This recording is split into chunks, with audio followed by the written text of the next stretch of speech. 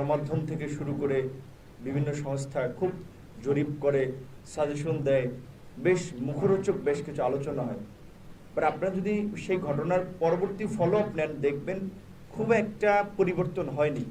যদি সেটা আপনারা সেই রানা প্লাজা থেকে তাজরিন অগ্নিকাণ্ড কিংবা পুরান ঢাকার নিমতলী চুরিহাট্টার ঘটনাগুলো যদি দেখেন, যে সেই সমস্ত ঘটনাগুলো নিয়ে তদন্ত কমিটি হয়েছে। তাদের যেসব পরামর্শ ছিল, সুপারিশ ছিল, যে ধরেন নিমতলীর ঘটনাকে কেন্দ্র করে যে আবাসিক এলাকা থেকে এই ধরনের রাসায়নিক যে বা দাহ্য পদার্থের যে ব্যবসা বা গুদাম, এগুলোকে সরিয়ে নেওয়া। আপনারা দেখেন এখন অভিযান চালাক সরেছে কিনা, সরে নেই। তখন খুব আলোচনা হয়েছিল। রানা প্লাজা ধসের পরে আন্তর্জাতিকভাবে গার্মেন্টস যেহেতু আমাদের অর্থনৈতিক চালিকা শক্তির একটা অন্যতম খাত, বিদেশি বায়ারদের চাপে বা বিদেশি ক্রেতাদের মনে করি যে চাপে সরকার কিছু পদক্ষেপ নিয়েছিল। সেই ক্ষেত্রে গার্মেন্টস শ্রমিকরা কিছুটা সুরক্ষিত পরিবেশ পাচ্ছে, তাও অনেকাংশে পাচ্ছে না। কিছু কিছু কোম্পানি যারা ভালো প্রফিট করে, তারা বিদেশি ক্রেতাদের আপনার সাথে সুসম্পর্ক বা তাদের শর্ত পূরণের জন্য ওই কোম্পানিতে আপনার পরিবেশ দূষণ রোধ করা, শ্রমিকদের কর্মঘণ্টা নির্ধারণ করা, শ্রমিকদের সুরক্ষা দেওয়া, এই শর্তগুলো তারা কিছু ক্ষেত্রে পালন করে থাকে। বাট অন্যান্য গার্মেন্টসগুলো খুব একটা কিন্তু পালন করে না। এই হাশেম ফুডের কথা বলা হয়েছে, শিশু শ্রম নিষিদ্ধ, সেখানে আমরা দেখেছি 5ম শ্রেণী পড়ুয়া ছাত্র সেখানে কাজ করত। এবং আজকে প্রথম আলোতে ফলাও করে লিড নিউজ করেছে যে 60% কলকারখানাগুলো নিয়ম নীতির তোয়াক্কা করে না। ঢাকা একটা ফ্যাক্টরি করার সময় যে ধরনের পরিবেশের দিকে নজর দেওয়া উচিত, তার অবকাঠামো খাত কিংবা তার নিরাপত্তার জন্য, তার স্পেসের জন্য, সেফ এক্সিটের জন্য একটা দুর্ঘটনা ঘটলে ম্যাক্সিমাম বিল্ডিংগুলোতে এগুলো মানা হয় না। আর যাদের দায়িত্ব ছিল এটা মানানো, তদারকি করা, তারা তো সব ঘুষ খায়। যে জাফরুল্লাহ স্যার যেটা সবসময় বলে থাকেন, যে ঢাকা বিশ্ববিদ্যালয়ের কথাও বলেছেন যে আমার গণস্বাস্থ্যের ইয়েতে ওখানেও ঘুষ দেওয়া লাগে। তারা বিভিন্নভাবে ঘুষ খায়, এগুলো সবাই জানে, সবাই পার্সেন্টেজ পায়, যে কারণে কেউ কথা বলে না। যার দায়িত্ব স্পটে গিয়ে পরিদর্শন করা, সে কিছু পয়সাপাতি পায়, একটা চেক পায়, বান্ডিল পায়, চুপচাপ থাকে। আবার যার দায়িত্ব ছিল তার উপরের বস, তার খোঁজ খবর নেওয়া, সেও নিয়ে সবই জানে কিন্তু চুপচাপ থাকে। এবং এই নৈরাজ্যের মধ্যে দিয়ে এই দেশটা চলছে, এটা তো অস্বীকার করা হয়ে নাই। যেটা আমাদের বীর মুক্তিযোদ্ধা ইস্তেখাতি জুলফাত ভাই বলছেন, যে গণস্বাস্থ্য করোনার টেস্টের একটা কিট উদ্ভাবন করলো, সহজলভ্য হওয়া সত্ত্বেও, কম খরচ হওয়া সত্ত্বেও সরকার দেয়নি। এখন পর্যন্ত সরকার সেভাবে রুট লেভেল পর্যন্ত সাকিব ভাই যেটা বলেছেন, পরীক্ষা ছড়িয়ে দিতে পারে নাই। এবং যে কারণে দেখা যাচ্ছে যে ঢাকায় কিন্তু তুলনামূলকভাবে অন্যান্য জেলার চেয়ে, খুলনা কিংবা রাজশাহী সীমান্তবর্তী এলাকার চেয়ে ঢাকার সংক্রমণের হার কিন্তু কম। তারপর ঢাকা আবার বাড়ার একটা কারণ হচ্ছে ওই যে আপনার ওখানে তো চিকিৎসা নাই, অক্সিজেন সংকট হইলে, কমপ্লেক্সিটি তৈরি হলে সে তো ঢাকায় চলে আসে, আস্তে আস্তে তো সব সংক্রমিত করে আসছে। সুতরাং সরকার যদি সে ধরনের ব্যবস্থা নিত, যে জেলা থেকে যেন কারো ঢাকায় আসা না লাগে, জেলা থেকে যেন বিভাগীয় পর্যায়ে না আসা লাগে, যেটা জাফরুল্লাহ স্যার বছরের শুরু থেকে বলে আসছেন, কিন্তু সরকার সেই পদক্ষেপগুলো নিচ্ছে না। তো আমরা এটা বলতে পারি যে এই সরকার পরিকল্পিতভাবে নাগরিকদেরকে মৃত্যুর দিকে ঠেলে দিচ্ছে। এবং এই করোনাকালীন সময়ে যাদের প্রাণ চলে গেছে, এটা এক প্রকারের গণহত্যা, যার জন্য দায়ী থাকবে সরকার। আজকে জাফরুল্লাহ স্যার বলেছেন যে রাশিয়ার 2 কোটি টিকা গণস্বাস্থ্যের সাথে তারা আগে কাজ করেছে, গণস্বাস্থ্যকে দেবে, তার তো সরকারকে দিবে না, জাফরুল্লাহ স্যারের কাছ থেকে নেবে না। তার $10 চায়না থেকে কিনবে, $8 জাফরুল্লাহ চৌধুরীর কাছ থেকে কিনবে না। এটা একটা ভাওতাবাজি এবং একটা ভণ্ডামি। তারা রাশিয়ার সাথে $10 টিকা কিনতে চেয়েছিল, তাদের আরেকজন ব্যবসায়ী লোককে দিয়ে $10, যাতে সে একটু কমিশন পায়। কিন্তু জাফরুল্লাহ চৌধুরীর কমিশন খাবে না, আর তার সরকারি দলের লোকজনও লাভবান হবে না, জাফরুল্লাহ চৌধুরীর কাছ থেকে টিকা নেবে না। অথচ সবাই বলছে এখন টিকার উপরে জোর দেওয়া। সরকারের স্বাস্থ্যমন্ত্রী তো কথা, তারা যেভাবে এগুচ্ছে তাতে টিকা দিতে দিতে 2014 সাল লাগবে। ইউনেসেফ বলছে শিক্ষা প্রতিষ্ঠান আমরা দীর্ঘদিন ধরে বলে আসছি শিক্ষা প্রতিষ্ঠান খুলে দিতে হবে, নানান ধরনের তালবাহানা করেছে। একজন ব্যর্থ মন্ত্রী, যিনি পররাষ্ট্র মন্ত্রী থাকা অবস্থায় পেপার পত্রিকাগুলো তো তাকে প্রজাপতি মন্ত্রী হিসেবে আখ্যায়িত করেছে, যে তিনি বিদেশ ঘুরে বেরিয়েছেন, বাট পররাষ্ট্র মন্ত্রণালয় সম্পর্কিত কার্যকর কিছু করেন নাই। তাকে দেওয়া হয়েছে শিক্ষা মন্ত্রণালয়ের দায়িত্ব। তার দক্ষতা, তার যোগ্যতা দেখে দেওয়া নেই, দেওয়া হচ্ছে রাজনৈতিক দলের আনুগত্য, যে নেত্রীর প্রতি তাদের আনুগত্য, সে কারণে। এবং তিনি পরিকল্পিতভাবে এই 1.5 বছরে একটা অল্টারনেটিভ পদ্ধতিতে শিক্ষা কার্যক্রম চালু করতে পারেন নাই। আজকে ইউনেস্কো বলছে যে আর এভাবে শিক্ষা প্রতিষ্ঠান বন্ধ থাকতে পারে না। আমরা বারবার বলেছিলাম একটা মন্ত্রী কিভাবে এই কথা বলেন, তিনি বলছেন শিক্ষা প্রতিষ্ঠান খোলার জন্য কোনো চাপ নাই। শিক্ষা প্রতিষ্ঠান খোলার চাপ দিয়ে খুলতে হবে, এটা কি ধরনের কথা একজন মন্ত্রীর কাছ থেকে? তো এই হচ্ছে আমাদের একটা চরম বাস্তবতা।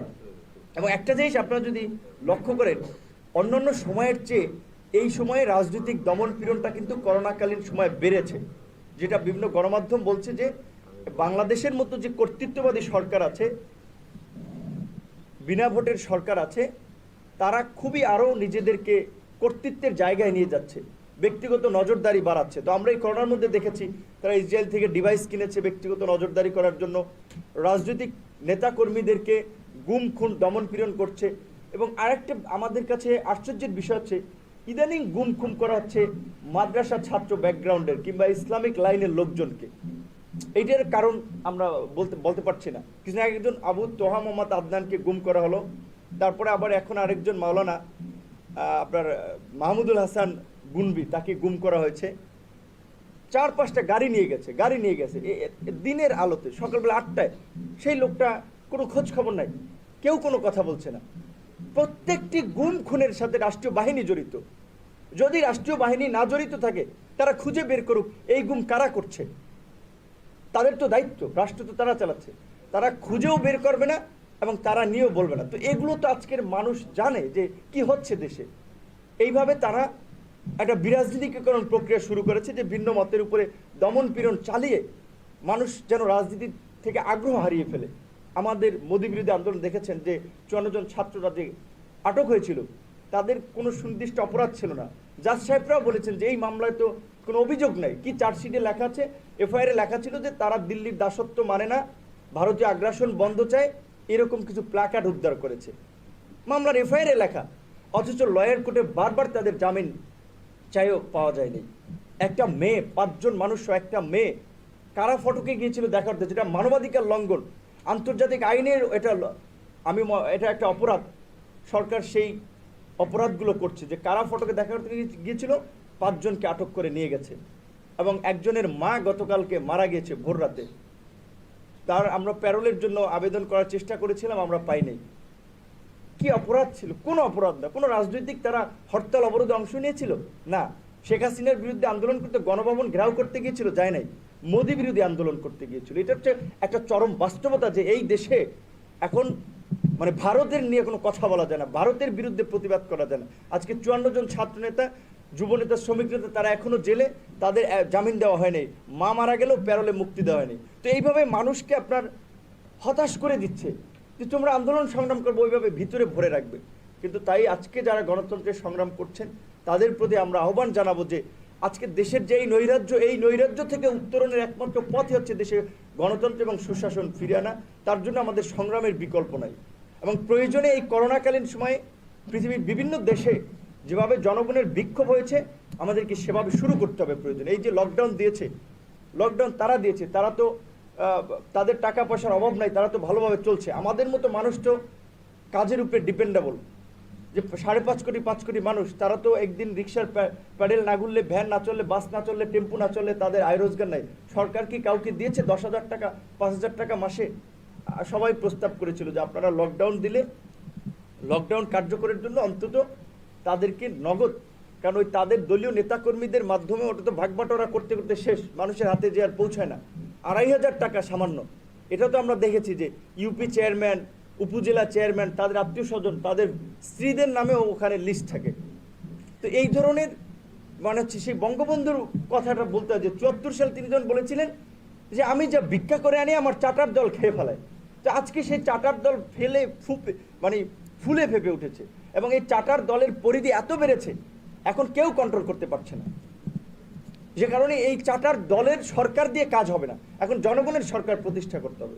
তার জন্য গণতান্ত্রিক আন্দোলন সংগ্রামের শক্তিগুলোকে ঐক্যবদ্ধ হতে হবে, এছাড়া বিকল্প নাই আসলে। সেজন্য আমরা বলবো যে সকলকে প্রস্তুতি নিতে হবে, এই দমন পীড়নের মধ্যে দিয়েই নিজেদেরকে তৈরি করতে হবে দেশের মানুষকে মুক্ত করার জন্য। এই সরকার দিয়ে কিচ্ছু হবে না, তারা কিচ্ছু পারবে না, না পারবে জনগণকে সুরক্ষা দিতে, না পারবে দেশকে বাঁচাতে, না পারবে দেশের অর্থনীতিকে ঠিক রাখতে, না পারবে আন্তর্জাতিকভাবে। এখন যে বাংলাদেশ একটা সুবিধাজনক আছে ভৌগোলিক রাজনীতির কারণে, সবাই কাছে টানতে চায়। আমরা বুদ্ধিমত্তার পরিচয় দিতে পারলে আজকে চীন এখানে ফ্রি ট্রায়াল দিতে চাইছে, চীন তো তখন থেকেই টিকা দিত, সরকার নেয়নি। মানে হচ্ছে গ্রামে একটা কথা বলে যে মানে হচ্ছে যে মানে সেই নথ খসালি তবে কেন লোক হাসালি। তো চায়নার প্রথম ট্রায়াল কেন দিতে দেন না, এখন কেন তাদের পিছনে ঘুরছেন? তারাও আপনাদেরকে দিয়েছে, টোপ দিয়েছে, কিছু দিয়েছে, কিছু দিবে বলছে, শুরুতে কেন দিলেন না? ভারতের কথায় দিলেন না। ভারতকে আপনাকে টিকা দিয়েছে?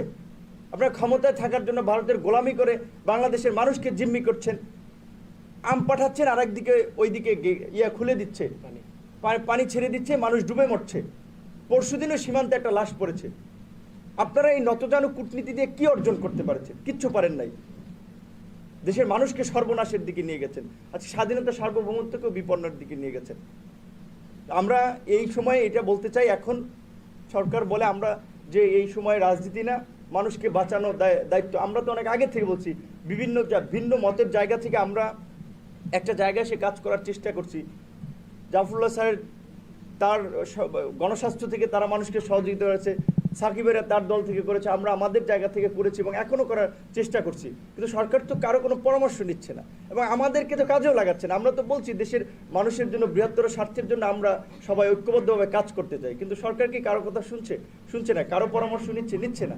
জাফরুল্লাহ চৌধুরীর মতো ব্যক্তির পরামর্শই নিচ্ছে না, তো তাহলে তাদেরকে কে পরামর্শ দেবে? পরামর্শ দিয়ে কী হবে বলেন?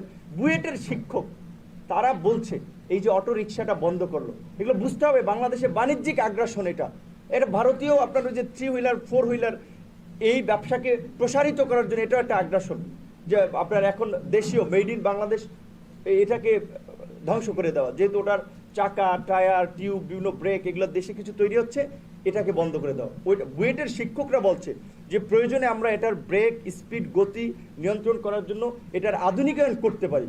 বুয়েটের অধ্যাপক বাংলা ট্রিবিউনে দেখেন তার কমেন্টস আছে, সে বলছে আমাদের পরামর্শের দাম কি? আমাদের কথা কেউ শোনে? সরকার কি আমাদের পরামর্শ নেয় না? বুয়েটের শিক্ষক, ঢাকা বিশ্ববিদ্যালয়ের শিক্ষক, ব্যক্তিত্ব সম্পন্ন শিক্ষক, তাদের কথা তো সরকার শুনবে না। যারা তাদের লেজুর ভিত্তি করতে পারবে তারা কেবল তাদের কথাই শুনবে। তো এটা হচ্ছে একটা বাস্তবতা। এই অটোরিকশা শ্রমিকদেরকেও এই অটোরিকশা বন্ধ করা চলবে না। আমরা স্পষ্টভাবে বলি, অটোরিকশার সাথে ব্যবসায়ী জড়িত, রিক্সা চালকরা জড়িত, অনেক মানুষের জীবন জীবিকা জড়িত। অটোরিকশা বন্ধের পদক্ষেপ থেকে সরকারকে সরে আসতে হবে এবং এই মুহূর্তে আপনার মানুষের জীবন বাঁচানোর জন্য অক্সিজেনের সাপ্লাই বাড়াতে হবে। আবারও বলছি, আমরা যে করোনা পরীক্ষাটা এখনও অনেক জেলা লেভেলেও, মানে অনেক উপজেলা অনেক লেভেলেই পরীক্ষা হচ্ছে না। আমার এলাকা থেকে উপজেলা লেভেলে আসতেও 8 ঘন্টা লাগে, আমার গ্রাম থেকে উপজেলা আসতে, জেলায় যাইতে 10 ঘন্টা। তো তাহলে উপজেলায় যদি করোনা হয়, তাই জেলায় যাইতে চিন্তা করেন কী অবস্থা। এরকম অনেক দুর্গম এলাকা রয়েছে। সব উপজেলায় করোনা টেস্টের সেন্টার করা হোক এবং সব জেলায় অন্তত পক্ষে আইসিইউ, এই গত 1.5 বছরেও সরকার এখন পর্যন্ত 64টা জেলায় আইসিইউ করতে পারে, এখনও 37টা জেলায় আইসিইউ নাই। কি করেছে 1 বছরে? সে আইসিইউ, ভেন্টিলেটর সহ যাবতীয় পদক্ষেপ নেওয়া হোক এবং এখনও জাফরুল্লাহ চৌধুরীর মতো বিশিষ্ট ব্যক্তিদের পরামর্শ নিয়ে, অন্যান্য দল সংগঠনের মতামত নিয়ে এই করোনা মোকাবিলায় সরকার সামনের পথে পদক্ষেপ নিবে বলে আমরা সেই আশা রাখি। ধন্যবাদ সকলকে।